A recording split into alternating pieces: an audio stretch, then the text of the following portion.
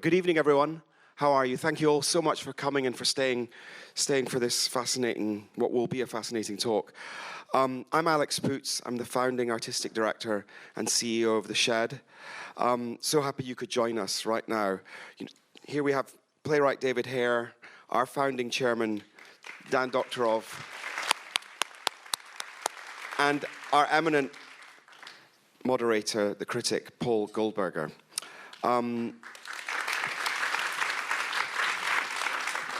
Before I pass over to Paul, I just thought it would be useful to share with you some information and background on all of these eminent gentlemen. I'll start with David. David is one of the UK's most internationally performed playwrights. 18 of his plays have been seen on and off Broadway, including Plenty, The Secret Rapture, Via Dolorosa, Amy's View, Stuff Happens, The Vertical Hour, and the Tony-winning Skylight. He has twice been nominated for Oscars for his screenplays for The Hours and The Reader. In the last decade, he has written 3 original television series, the Warwicker Trilogy starring Bill Nighy, Collateral with Carey Mulligan, and Roadkill with Hugh Laurie. In '98, he was knighted for services to the British Theatre. Congratulations. And to his left, Dan Doctoroff is the founding board chair of The Shed, which he initiated when he was Deputy Mayor of Economic Development and Rebuilding of New York for the 6 years after 9/11. When he left City Hall to run Bloomberg LP, Mayor Bloomberg said, "As the chief architect of our 5-borough economic development plan, Dan Doctoroff has done more to change the face and develop the face of this city than anyone since the time of Robert Moses." That's a fact. He did it a little differently, but the change was there. After Bloomberg LP, Dan with Google formed Sidewalk Labs, which a startup focused on developing technology to improve urban life. Dan Doctoroff.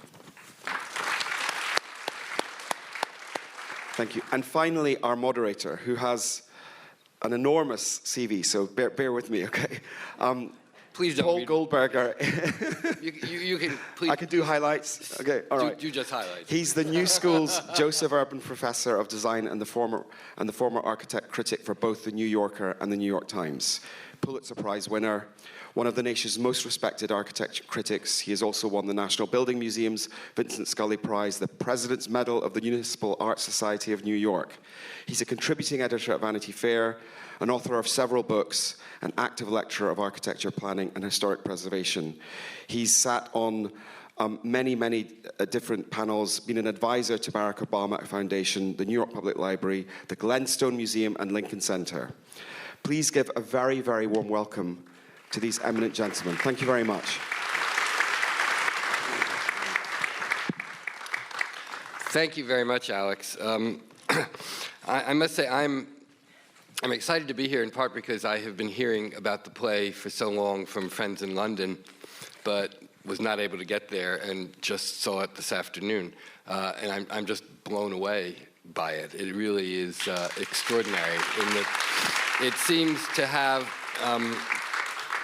a fuller, and in a script of 100 and some pages, it's a fuller and more nuanced view of Moses than Caro's 1,200 pages could possibly produce, I think. I wouldn't say that. Well, more nuanced, yes. Maybe not fuller, but more nuanced. I will keep it that way.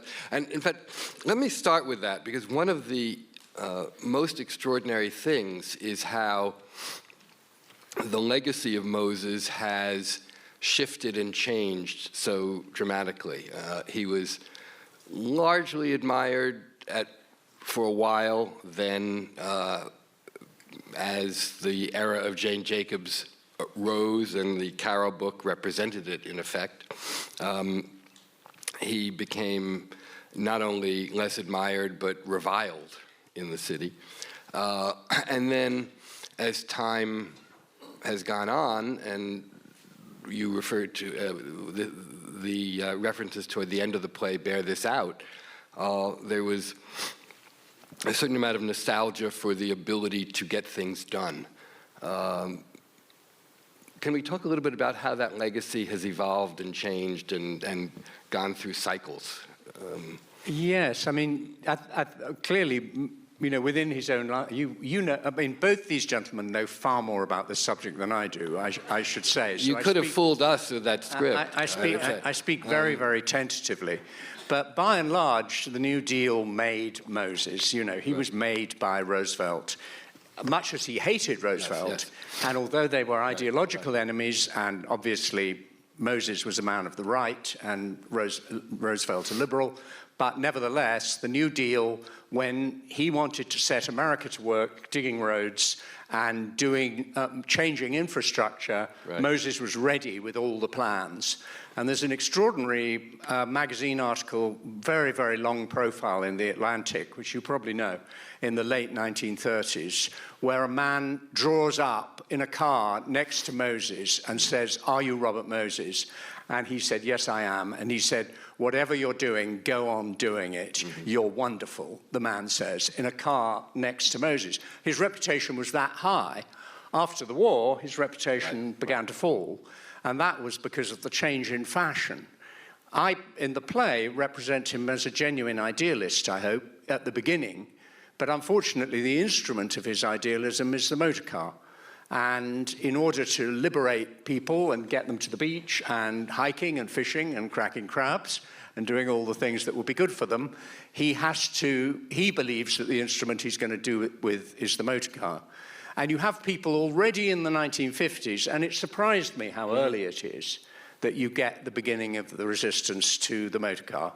And it's simultaneously, obviously, you have these extraordinary women, 3 women really. Jane Jacobs' Death and Life of American Cities is 1960.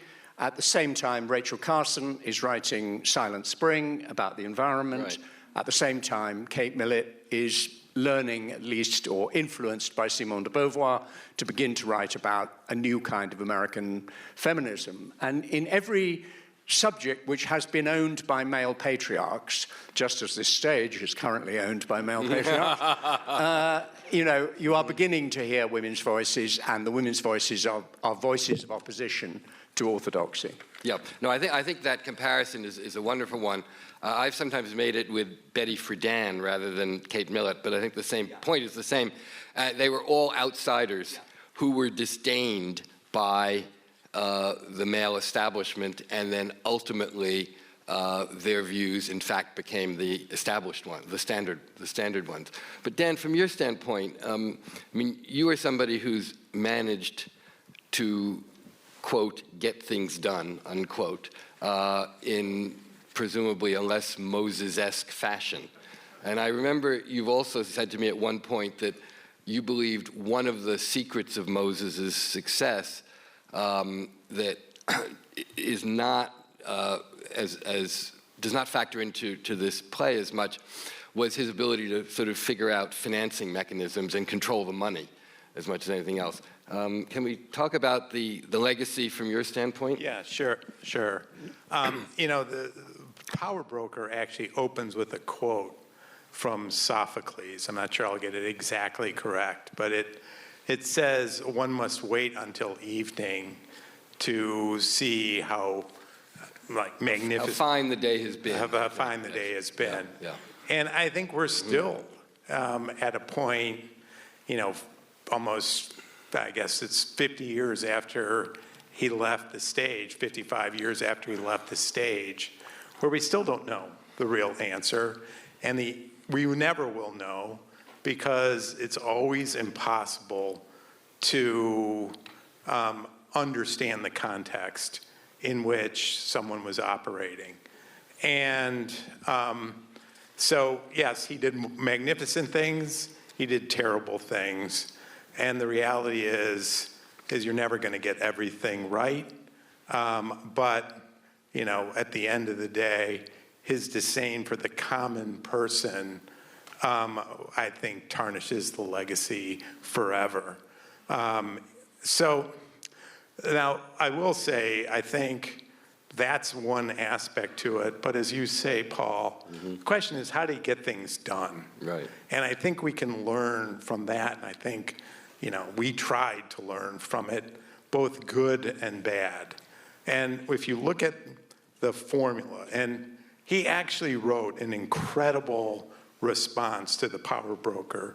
It was about 23 pages long and was kind of vitriolic, but it made some very good points. And the big thing was, he said, look, you got to break eggs to make an omelet. I think he was quoting Lenin or paraphrasing Lenin. But it's true. Getting things done in government is hard. Everything is hard. And if you actually look at the formula by which he got things done, one was having a vision with very specific plans behind it.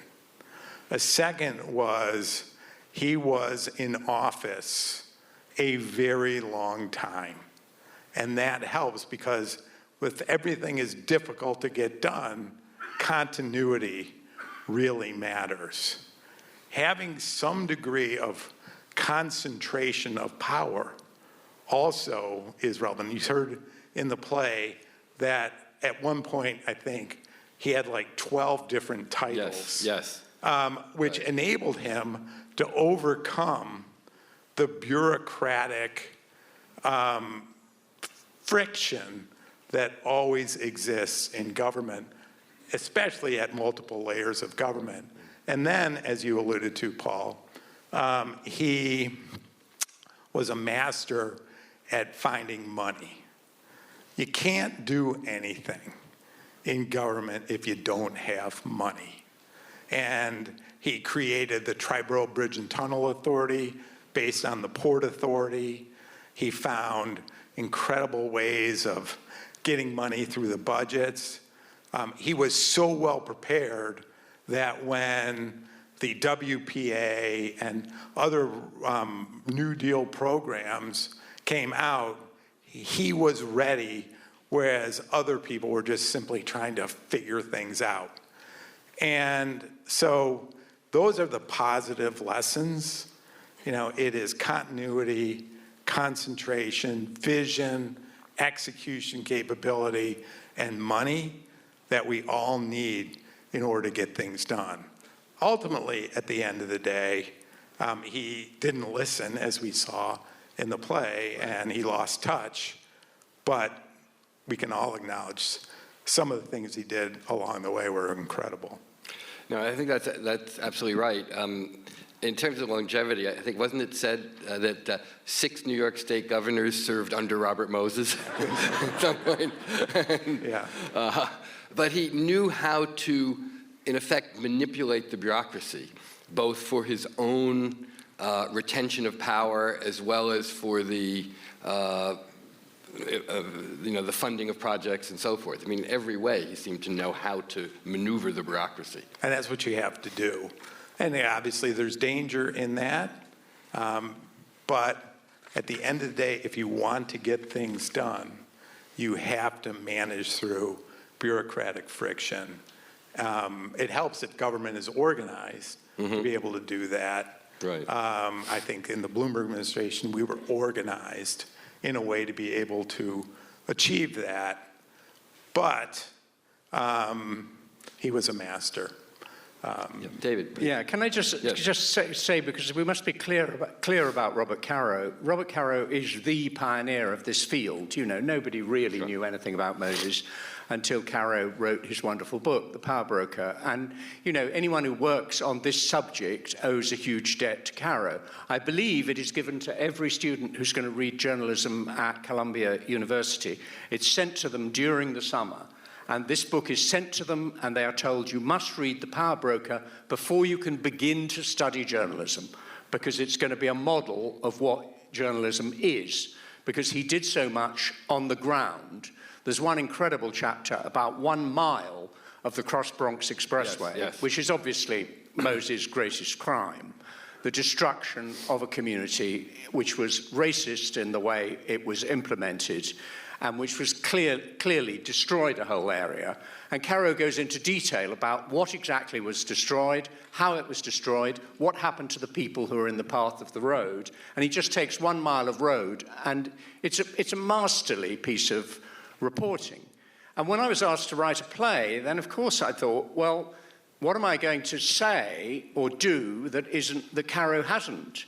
And fortunately, I did have a different view of Moses.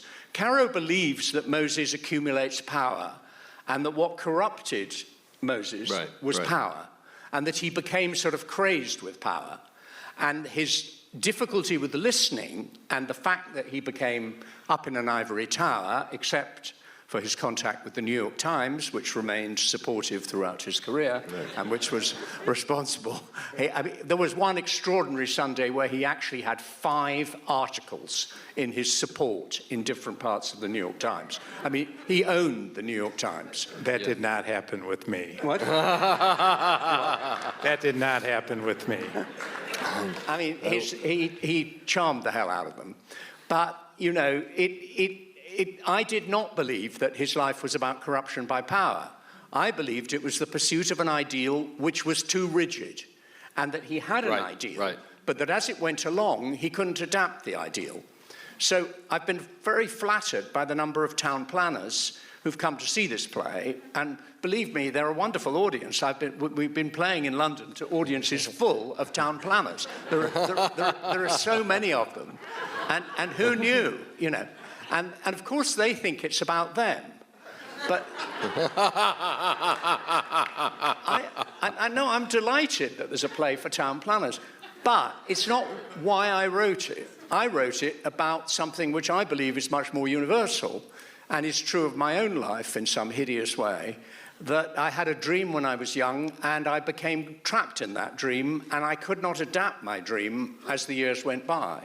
And that's why it covers 30 years. It covers a group of people, 2 of whom are fictional at either side of him, you know, Ariel Porter and Fanula, and they are fictional characters, because I wanted to show how time wears away at your dream, but if you stick to your dream and you can't adapt it to reality.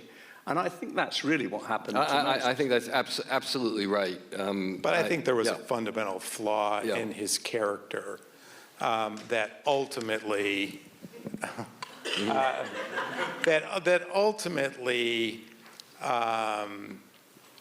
brought him down. And you can say it nicely or you can say it harshly, but he did not like any form of messiness.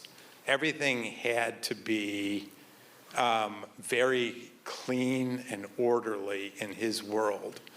And therefore, the underrepresented populations, he found he couldn't get his arms around it. And that's why, by the way, he was so negative on mass transit.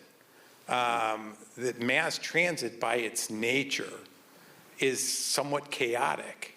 And he could not deal with chaos in terms of the output, not in terms of the inputs to getting things done. Yeah, I think that's right, although one could also argue on the mass transit issue, just to be fair to him, that New York had an existing and substantial mass transit system, whereas it had effectively no provision for the automobile. Yeah, no, that is definitely true. And again, I'm not condemning him for his advocacy of the automobile. That was the fashion. It was more than fashion. I mean, everybody really believed it was. Right. It was a long time before we figured out that it came at such a price. If you look at mass transit in New York City, what you do see is that the difficulty of getting to places of opportunity for disadvantaged populations is dramatically greater than it is for people of privilege. Yes. And I think in the future, we'll finally have an opportunity to correct for that, but we're going to have to rethink the way transit works. And we stopped investing in it. Absolutely right. To go back, if I may, to pick up on the point about Caro, I think you're absolutely right. And another reason I admire the play so much is that it creates, I think it presents a much more subtle and human, if tragically flawed human, than Caro does, who's, despite the astonishing and awe-inspiring research and often very lyrical and beautiful writing still is a little more one-dimensional than one wishes it were. And I say that believing it's one of the great books of the 20th century, but still. Strangely, in Caro's book, there is no mention of Jane Jacobs. Well, I was just about to make the point that I believe that he did originally do that, and that Bob Gottlieb, his editor, who was troubled by the fact that the book was long as it is, it was apparently delivered at 50% longer than what was published, said you've got to cut out what was the equivalent probably of another book. And that went on the cutting room floor, that whole reference. For collectors of Moses and this subject, there is a film coming out at the end of this year, which is called Turn Every Page, and which is about Robert Caro's relationship with Robert Gottlieb. In other words, the editor and the writer of the book. Right. And since the film is made by the daughter of the editor, it seeks to suggest that the editor is as important a person in the writing of a book as the author of the book. Right. I was unconvinced by this thesis. But it did, whoever was responsible ultimately cutting out the story of Jane Jacobs, which was critical not only because of introducing Jane Jacobs, but because it was Moses' first truly significant defeat. And so it really marked a kind of turning point that isn't really there. It's implied, but it's not ever made clear in the Caro book. Whereas you made the plot of the play turns on it. I chose it as, I could have made the second act about the Cross Bronx Expressway, and I had to have the shadow of the Cross Bronx Expressway in the second act, because it is a great crime. And, the way he did it was just disgusting. But unfortunately, the resistance, which was well organized, and the resistance existed, was ignored in a completely racist way. Yeah. It organized that community, but their protests were ignored. Whereas, when the good people of Washington Square organized, then more notice was taken. And Washington Square was the first of his big defeats. There are three. There's one in Washington Square where he doesn't get his scheme through. Obviously, he doesn't get the cross-town expressways through eventually. But he also loses to women of the East Side who will not allow a playground in Central Park to be turned into a car park, which he wants to do. Yeah? West Side. Was it with the West Side? Yeah, West Side. Yeah. I think it was the West Side. It was near Tavern on the Green, I think. This is the problem with this subject, is there are always people in the audience who know more than you do. But thank you. He also lost a whole bunch of middle-income housing projects. And then the third defeat is Joe Papp. Joe Papp defeats him when Joe Papp succeeds in getting the Delacorte Theatre built in Central Park. Am I right about that? Right, yes. Yes, which no one has ever understood really Moses' position on that, other than that's he claimed he didn't success. want it to be free. Right. He claimed that his principal objection was that it was going to be free, and again, as you say, that meant it would just attract anyone at all. Right, the riffraff. Right. One character who also is not present in The Power Broker, but makes at least a brief appearance in the play is Lewis Mumford. And I'm interested in that particularly because I've always found Mumford, Jane Jacobs, and Moses to be a very interesting triangle, because Mumford and Jane Jacobs were Moses's two most significant intellectual opponents, and yet they also became, very soon after the amiable scene that you showed, big enemies of each other, and they really had very different views about almost everything except Moses, and maybe even different views about why they both hated Moses and fought him. Did you think at all about that, or did Mumford come into your mind as a potential character to make a little more of? No, I just had an overstuffed stocking, and I just couldn't get Lewis Mumford, and that's why I changed his name. I don't call him Lewis Mumford. He's called Lewis, but he's called something else. Oh, okay. Because I thought people will come who, were married to Lewis Mumford or are children of Lewis Mumford, and they'll say, that's not Lewis Mumford, he wasn't like that, And so I just thought, better to call him something else, because I can't begin to go into Lewis Mumford. I haven't got time. But what you did talk about was the debate between planning and development occurring much more organically. Yeah. And Lewis Mumford was an advocate for planning. And I have to say, I think there's a time for both. Where not everything can stem from the bottom up. Sometimes the government has to take action to address real issues in a city. When we came in after 9/11, there had been very little activity for almost 35, 40 years. And the city, which had 1 million manufacturing jobs after World War II, was down to about 125,000 manufacturing jobs, leaving the waterfront, for example, devastated with abandoned wharves, warehouses, piers, and local community action to think of how to plan that on a broader scale just was never going to happen. So, you need both.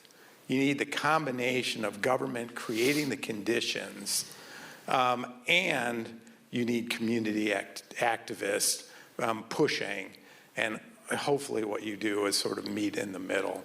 But I think that debate, which you alluded to, is really an important one. Yeah, no, absolutely. Yeah, the point about the Jane Jacobs is that she was as attractive to the libertarian right as she was to liberals. In other words, because Jane Jacobs was pure and simple anti-planning, she attracted all sorts of right-wing intellectuals who adhered to her, saying, that's right, everything that's imposed from the center is bad, must necessarily be bad, which is why I have the planner, Ariel Porter figure saying it's too simple to say people good, planners bad. Right. The opposition city planning is a much more complicated business than that. No, absolutely, and why I'm also especially glad that you made the point toward the end, had Jane Jacobs herself make the point that the village has now become, by virtue of being saved, the village she remembered has actually been destroyed. So that, it is not so simple as believing that Jane Jacobs' belief that the whole thing just kind of happened naturally and organically and magically, which may indeed have been the case for the village of the 1950s that she lived in, but if you continue to let it just simply develop, it became now the incredibly expensive, exclusive, elite and non-diverse neighborhood that is not what she wrote about and was inspired. Yes, one of the most interesting reactions to this play was the architect Norman Foster, who said that actually what Jane Jacobs argued for is what they are now trying to do in a slum in India. I don't know if you know about this, but there's a project just before COVID, which has been held up by COVID. And he was asked to knock down a slum in India and to replace it. And he said, I'm not going to knock down a slum in India. I'm going to try and keep what is best in the slum in India, the sense of community, the way people belong together in this slum, and I'm going to try and give them sanitation, I'm going to try and give them space, I'm going to try and give them walls, I'm going to try and give them electricity, I'm going to try and give them something that makes the place pleasant to live in rather than unpleasant to live in.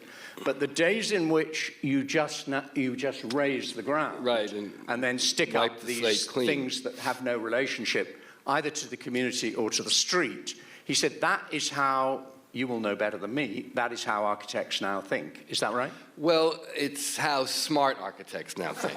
Okay. I think, Norman is smart enough to know that that is, I think, a wiser way to do it, not just politically, but from a design standpoint as well.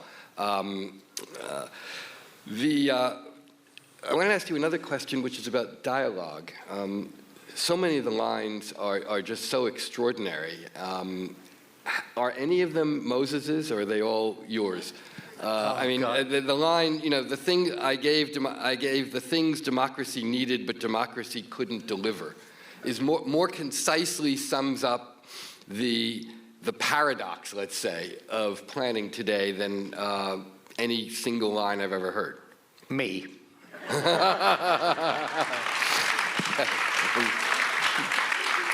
I mean, it's take your pick. Sometimes he says something. I love the one about their stink bombs don't suffocate me. He said that actually. Okay. It's not a response to the book. The article he wrote is a response to the extracts from the book in the New Yorker. But he did say their stink bombs don't suffocate me. And occasionally he's a natural dramatist, and he comes up with lines. And some of Jane Jacobs' lines are natural, and I grab them. But by and large, no, it's a fiction, and I make it up. Good. Okay. Well, it brilliantly, I think, sums up exactly what if he didn't say, he should have said it, because it's better than what he did say. Let me just ask Dan a question about Moses and design. These early projects are so extraordinary. Jones Beach, probably most remarkable of all, but all of them. He came to care less and less about that as time went on. What do you attribute that to? Well, I think it's a mix. I don't know how people feel about Lincoln Center, for example, but that was done toward the end of his career, and you can say what you will about the elimination of the Jets and the Sharks and the community around it, but I think it stands the test of time. And so I think in some cases he cared a lot, in some cases he didn't, and just going back to the comments we talked about before about money, people have to be realistic to some extent as well.